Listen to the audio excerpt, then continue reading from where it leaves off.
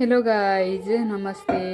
आज म यहाँहरूलाई सुत्केरी औषधि सुत्केरी मसला बनाउन सिकाउँदैछु।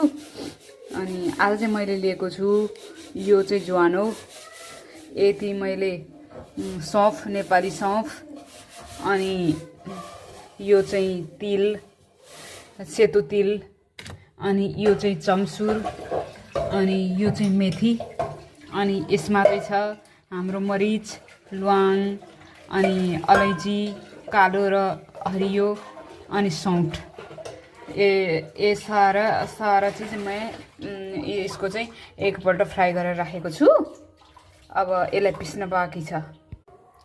साथीहरू, यो सबै मैले चाहिँ पहिल्यै देसी घिउमा फ्राई गरेर राखेको।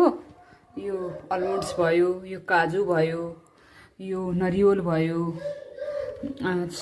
छोटो छोटो टुक्रा गरेर, सानो सानो टुक्रा गरेर यो छोकडा भयो, आफूलाई मनपर्ने छोटो छोटो टुक्रा गरेर फ्राई गरेको। यो चाहिँ दाग भयो,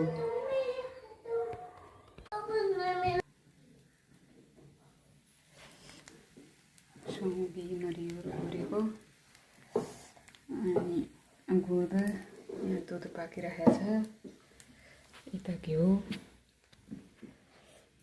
बन गयो है मेरो सुत्केरी औषधि, बन गयो। ल खाना आउनु है दाजुभाइ दिदी।